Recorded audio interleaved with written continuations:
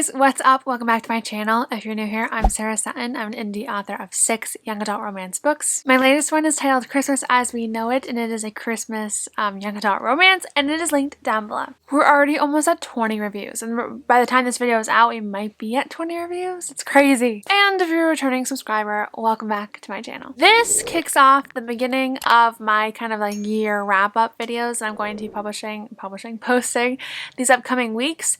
I'm really excited about all of them, especially this one. It is the yearly publishing cost of 2021. So how much did I spend in 2021 self-publishing my books? And it's going to be a really interesting conversation. This video might be a bit shorter because it is kind of a quicker thing to talk about. But I hope you guys still enjoy it. If you like these kind of like year wrap-up videos, please let me know down below and hit that like button because it does let me know what you guys are enjoying on this channel. I have some empty space here for like the numbers to be on the screen, and you can also see my lovely book tree. It's smaller than it was last year, but I still think it looks super cute. I guess without further ado, let's hop into the video. I have my handy dandy little memo sheet here that lets me know. I went back the other day and rewatched my old Can't Catch My Breath and Two Kinds of Us, like how much did I spend report thing. So I have those numbers written down as well as Christmas as We Know It, and we're going to talk about the yearly publication cost for each video and would I do anything differently. I will also have each individual video linked down below in the description box in case you guys want to check out each individual video. When I did the book cost wrap-up video for each individual book, I included Vellum as my formatting software, which I did not do for Christmas as We Know It, mostly because I just realized, you know, it's kind of silly to be counting Vellum every single time. Like, it's fine, like we're just not going to count it this time. So I had to go back and figure out how much I was adding to the Vellum total, which was $49.99, and I had to subtract that from the Can't Catch My Breath and Two Kinds of Us total. So these numbers are reflecting the Vellum taken out total, so I just wanted to be clear about that because if you go back and watch the videos, the numbers will be a little bit different.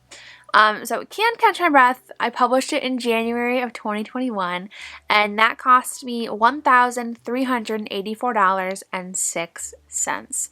I don't have it with me that I can show you. It's like somewhere in this book tree, and I don't think there's any taking it. But yeah, that book cost, it was about... Let's look up and see how many pages it was. Can't Catch My Breath was about 340 printed pages. So it was $1,384 roughly.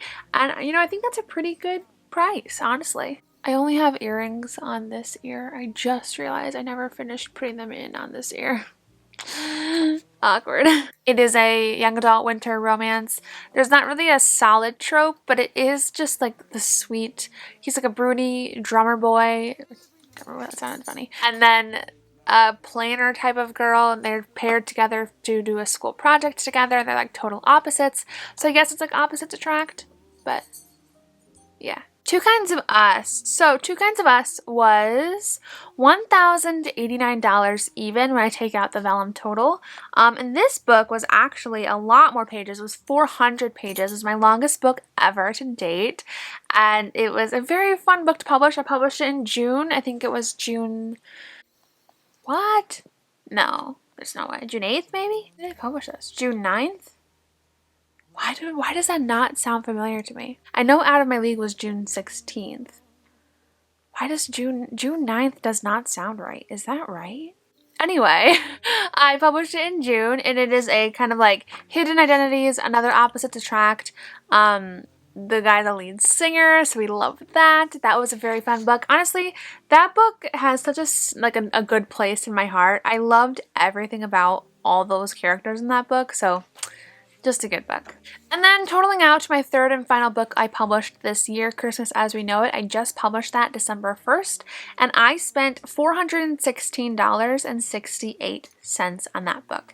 That book was probably like 250 pages, I want to say, 275 maybe, somewhere around there.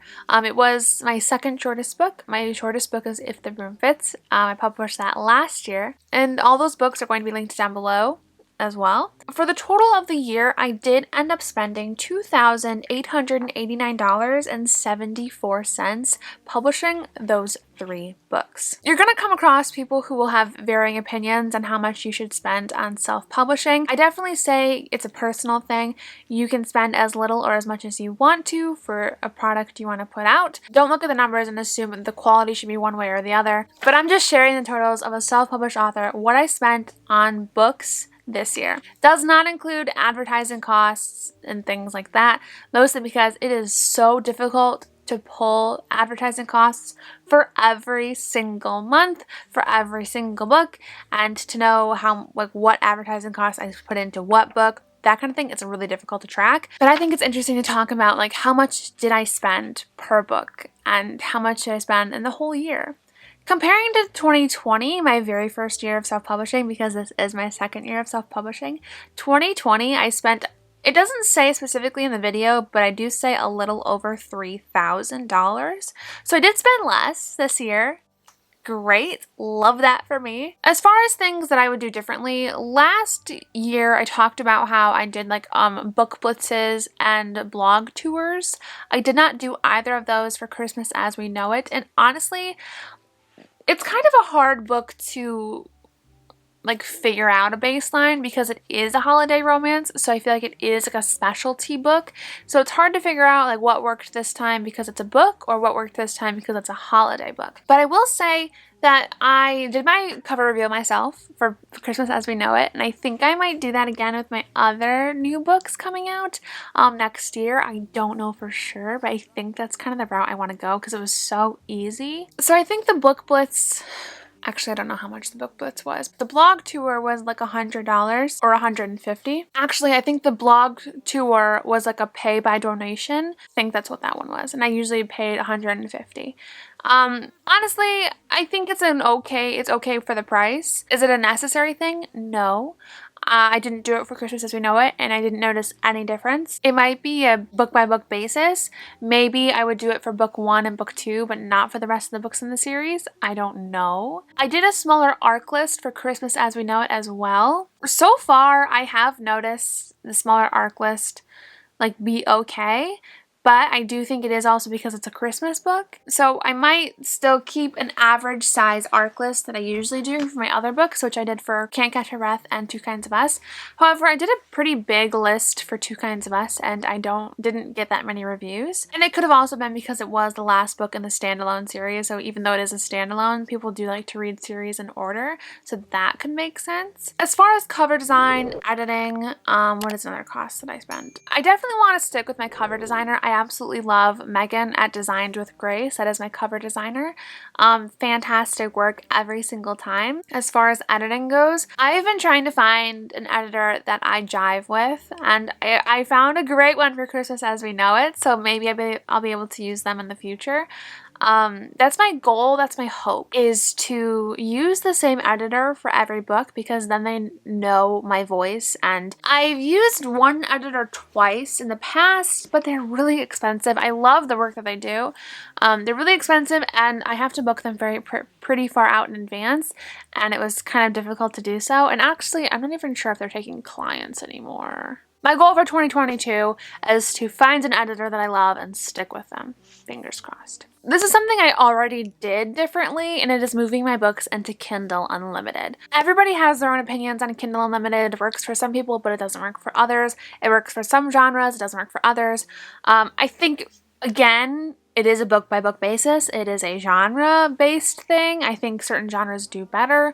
I think series do better in Kindle Unlimited. I know it works for some people, it doesn't work for other people. And, you know, I think that is another thing that you just have to try out and figure it out for yourself and see if it works for you. And if it doesn't, then you can go wide. I started wide with my books, and it went well until it didn't. I released Two Kinds of Us, and it was one of my lowest releases of the 5 books that I've published, and the months just went down steadily from there. The sales did, and I figured, you know what, we're at a low. we might as well just try out Kindle Unlimited. I always had that thought of, man, should I have my books in Kindle Unlimited? Because I know a lot of authors in my like genre, like my comp titles, were in Kindle Unlimited. So I made that switch September 12th. Right now, I'm not going back. My 90 days is up, I think, on the 12th. Is that how that works? Maybe it's like the 11th. It's up soon. I'm not jumping ship. I absolutely love Kindle Unlimited. Amazon was down this past week, and a lot of people were saying that's why you don't put your eggs in one basket. And I completely understand that. For right now, that's a business risk I'm taking, because for right now it's doing so much better than me in KU than wide. Moving into KU was a scary decision because I just was really afraid of putting my eggs in one basket, but I do love how it turned out. I think right now it's working for me, and yeah, we're gonna continue. And it could change. You know, I've only been in it for almost 3 months, so that's not a lot to kind of base statistics off of, but I am going to stay in it right now. I think it's working well for me right now. Now, one last question I wanted to tackle before we end today's video was, how does it feel moving away from love in Fenton County? Okay, whoa. I got like teary-eyed really quick there. Like, you know how when you say something and like tears just like flood your eyeballs, but you're like, okay, chill. I'm fine. So, Love in Fenton County was the 5 books in my debut series. I made it a series last minute. It was a very last minute decision. And honestly, I'm not so sure that I should have made it a series, but it is a series. It is the Love in Fenton County series. It is 5 books. The last 2 books are kind of more interconnected than the rest, but the first 3 are like fully standalone. The last 2 are also fully standalone, but they have interconnecting characters. It feels weird to be moving away from something I spent so long working on. The first 2 years of my self-publishing journey have been those books, aside from Christmas as We Know It. So it's just been an interesting first chapter to my self-publishing journey, and it's kind of sad that it's already coming to a close, that first chapter of my first series. You know, we're closing that out. It is actually closed out. And the funny thing is I wrote and published the last book in the series, not knowing it was going to be the last book. So I feel like that has some delayed reactions too, in terms of like, oh my gosh, I'm saying goodbye, because it's not like I was saying goodbye while writing the last book. And it is sad. It is kind of sad to be moving away from something that I started off doing. But it's also really exciting. The possibilities are endless. I do have a series I'm working on that's going to be debuting in 2022, fingers crossed. I actually don't know my publishing schedule for 2022 yet. I have an idea, but not a good one. We're going to talk about it in a different video. But I do have a new series I'm working on right now. I'm writing the first book right now. It is a standalone series again. It's a young adult contemporary romance standalone series. More interconnected than Love in Fenton County was, and I think I like that idea a bit more. You know, if I think about it, I will get sad and I will want to cry. But we're not going to. I'm going to look at this series. I'm going to look back on this series with like such great memories, because I started self-publishing with the series. You know, this was the series I took the leap on. The first year of my YouTube channel has been documenting the growth of this series, and that has been such a crazy ride. And I'm so thankful to have those videos to go and look back on in the future. Waterfronts 4 turns 2 years old in January. January 14th, it turns 2, which it's crazy that it's already been 2 years in this self-publishing journey. We've totaled out $5,900 in my first 2 years of publishing. And I guess the question is, did I make that all back? And the answer would be, you're going to have to tune in to the next video to find out if each book has made back what I paid on it. Was that rude? Was that mean? Was that sneaky?